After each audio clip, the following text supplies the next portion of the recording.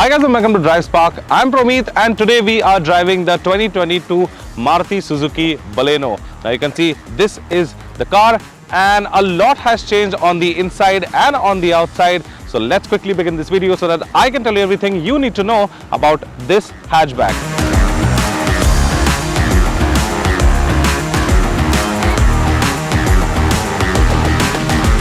So now let's talk about the front end of the all-new Baleno, and the very first thing that you'll notice are these LED headlamp clusters. Now they are brand new and they feature this three-piece LED that looks really cool. They are extremely bright and they kind of feature an arrow type of design that looks really futuristic. So it also gets a projector setup for the high and the low beam. It's a single projector and the beam pattern is excellent and the visibility from it is too good. I mean, it is just spot on. You will actually not need fog lamps because the headlight is extremely bright. Now talking about fog lamps, you get LED fog lamps on either sides, but there is one thing that this cluster lacks in is an LED indicator. Now you get a regular halogen bulb for the indicator, but nevertheless the cluster looks fantastic and gives the Baleno a very futuristic look. Also, if you see, one of the main changes on the front end is this new wide grille which gives the car a very bold and muscular front look. And other than that, if you see, there is a lot of chrome present on the car. You can see there is a chrome strip over here and you also get a chrome logo. Now just below the logo you will see you get a front end camera. Now this means that this car features a 360-degree camera feature and it is really helpful, and we will explain that to you later and even show that to you later on in the video. Other than that, you can see again a lot of chrome. So on the lower end you can see that the bumper has been tweaked and it is kind of much more sportier now. So yeah, the Baleno definitely looks sportier than the previous generation model. So now we come to the side profile of the Baleno, and over here nothing much has changed. There are some features that has been added, but let's talk about the ground clearance first. You get around 170 mm of ground clearance. That is good enough for a hatchback.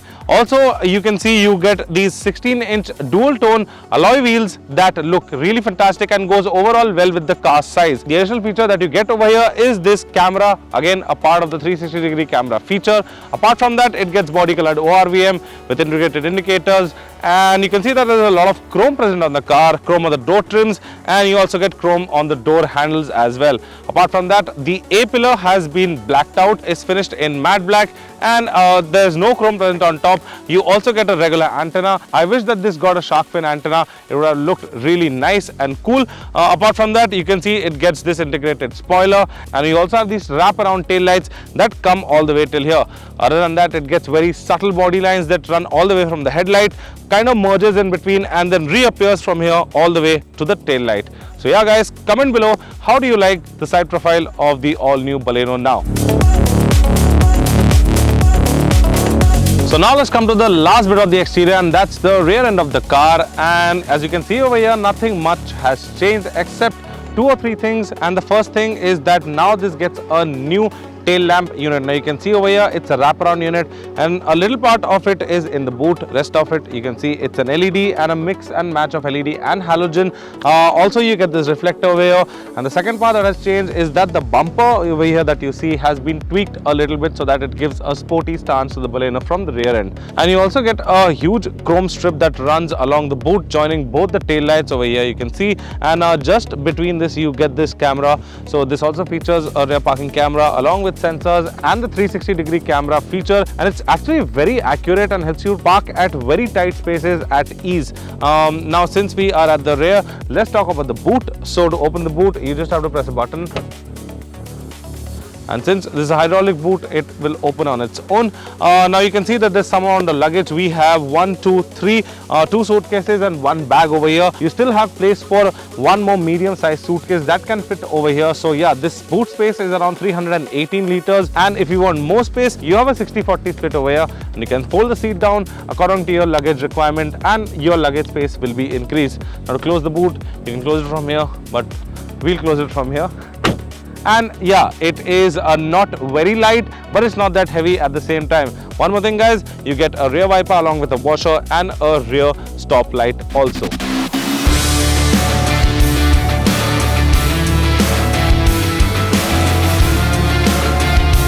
So now we are at the front seat of the all new Baleno, and the very first thing that when you enter this cabin, you'll notice that a lot of things over here have changed now, especially the dashboard. The dashboard has been reprofiled completely, and talking about the dashboard, you actually get it in 3 different tones. You have a matte black plastic finish over here, then you have a silver finish, and then you have this bluish kind of a dark blue finish that is there. So I mean, it's a triple tone dashboard and it looks fantastic. Now the AC vents over here have been repositioned because now the Baleno gets a 9-inch infotainment system that sits on top of it, and yeah, I mean, it definitely looks fantastic. It has Apple CarPlay, Android Auto, and it gives you a lot of information about the car. And this also gets the Suzuki Connect technology. Hi Suzuki. Hi, what can I do for you? Tune to FM. Just say the frequency number. 91.9. Tuning to 91.9 FM.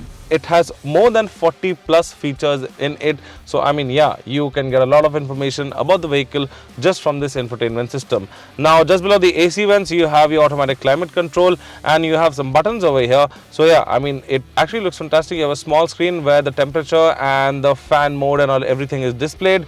Below that, you have your charging sockets. Now you have a USB type A and you have a 12-volt socket at the front. Plus you have 2 cup holders and some space to keep your wallet or your phone. Here's the gear lever and the handbrake, and over here you have the armrest that can be slided forward and backwards. Now it can be opened also, but when you have slided it forward, I mean, you cannot open it. Why? Because you have to slide it back and there is a button over here, you have to press it and then you can open it. So you have a small storage space over here where you can keep your phone or maybe something really small. I mean, the half-liter bottle also won't fit here because I mean, it's just this deep. Other than that, guys, you can see it gets the steering wheel. Now this flat bottom steering wheel is actually very nice. You get steering mounted controls that are placed very neatly. I mean, for the first time I'm seeing that the steering wheel is actually, if you can say, it is finished in dual tone. You get some silver accents. Now the silver accent is present all over the car, on the dashboard, over here on the center console, on the steering wheel, and you have some amount of chrome that is present on the door handles and on the AC vents that actually accentuates the car's interiors. Now talking about the steering wheel, so the steering wheel can be adjusted for tilt and telescopic, and that's a good feature because if it has that, then finding the driving position is not that difficult.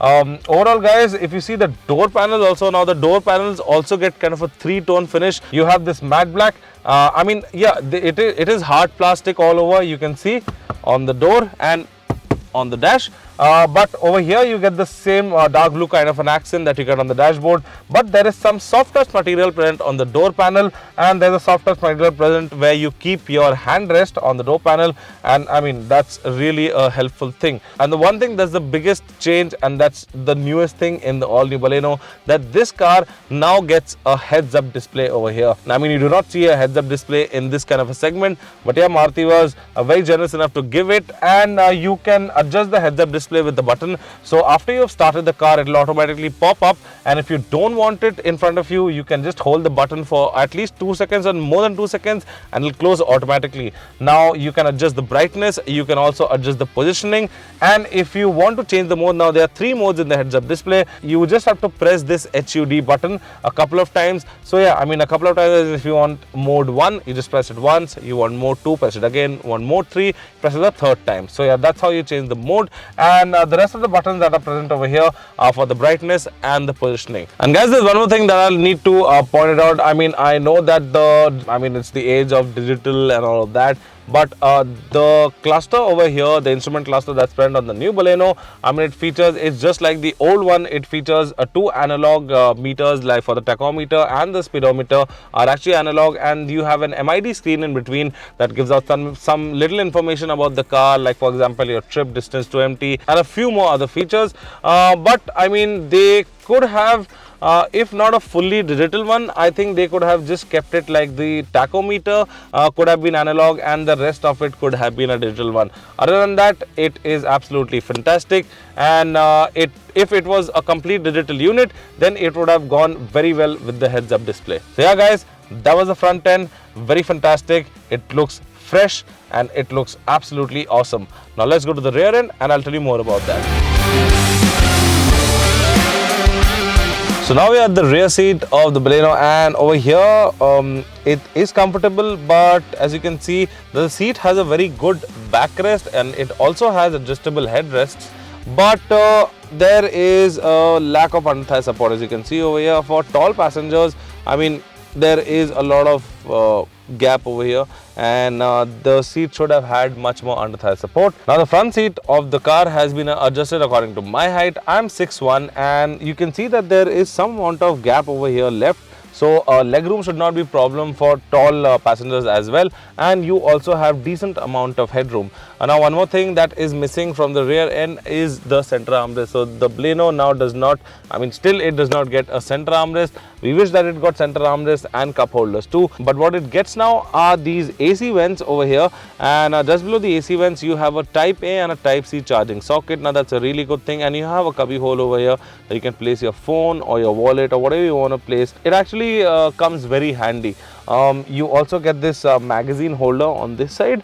On this side I don't see any magazine holder, I don't know why, but yeah, once again there is piano black finish on the door panels, and you also get a bit of chrome. So overall the rear end is definitely comfortable, so a little more under thigh support could have made it much more better.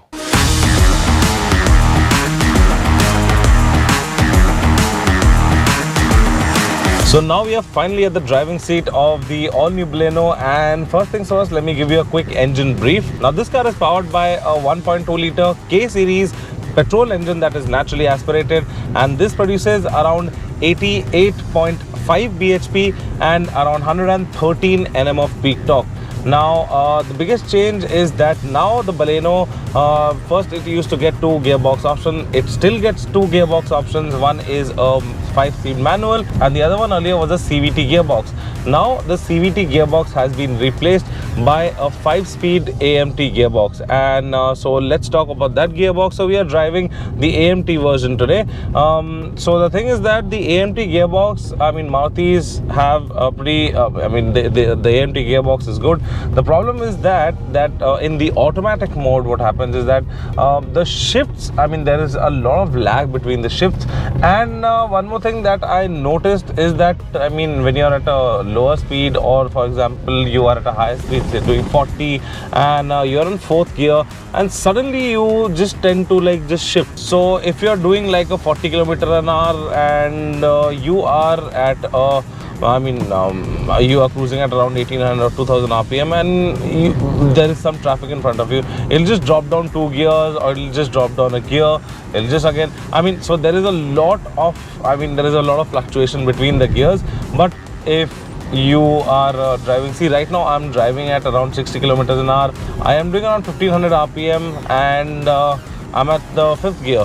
So right now if I floor it right now, it just drops to 2nd and red lines all the way to 6,500 rpm, and yeah, I mean it is not bad. I mean it is one of the best AMT gearbox that you can find in India right now, and yeah, so it's good. And now with the manual control, when you shift it to manual, things actually become different and they become fun, because what happens is that in manual control, let me switch it to manual. So now we are at the manual, shift down to 2nd. So what will happen is that now it will hold the gears and will not upshift until you manually do it. So let's go. So now we are at the 1st gear. Now you see I'm holding 1st gear right now, 3000 rpm. It will hold, you shift like that. So yeah, I mean it holds the gear, so that's a really good thing. But I think the manual mode is better than the AMT mode for some reason. It is, I mean for me, I mean it's not like I am a complete manual person. I do love automatic gearboxes, but yeah, this one, I think the manual one will be a little more fun to drive around. I mean in the city or in the highway or wherever. I think on the highway you can just put it on the automatic one and just go for it. But otherwise guys, brilliant. I mean the gearbox is really nice. The power from the engine is really punchy. Since it's a naturally aspirated engine, it just kicks off instantly. It'll just keep on pulling, and the red line is around 6,300, maybe it's around 6,200 or 6,300 rpm. Yeah, so now another change that the company has done is that now the suspension has been completely reworked. So now we're taking a corner, and the car feels really planted. There is some amount of body roll, Yeah, it definitely, I mean, it is way better. It's not completely stiff, it's not completely hard, it's balanced in between, and yeah, it does its job really nice. All the undulations that are there, all the broken tarmac that is there, it is just absorbing it perfectly. Very less noise coming inside the cabin. Now speaking about noise, so the NVH levels of the car are actually good, but since the earlier version had a CVT gearbox, so what happens is that, I mean, at higher revs there was a continuous buzz that used to come from the gearbox, I mean from the engine, because of the CVT gearbox. So now that has reduced drastically thanks to the AMT gearbox, and I mean, yeah, the NVH levels are good. Insulation, I mean, they are decent. It's not like there is no noise coming from the outside, but yeah, I mean, you cannot just complain about that. I mean, it's pretty decent, it is good. Apart from that, the steering response is really nice. You can just see, you can just flick it from left to right and there is no lag. It is spot on. So yeah guys, I mean, this is the all new Baleno, and these are a few changes that the company has done, and that has drastically improved the handling of the vehicle. So guys, that was the all new Maruti Suzuki Baleno, and the price for this hatchback starts at rupees 6.35 lakh ex-showroom and goes all the way up to rupees 9.49 lakh ex-showroom for this variant. That's the Alpha variant. So guys, if you need to know anything else about the car, please mention in the comment section and we will get back to you on that. Until then, if you like this video, please give it a thumbs up, share and subscribe to all our social media channels. I'm Pramit signing out. See you next time. Thank you so much for watching. Take care, be safe and drive safe.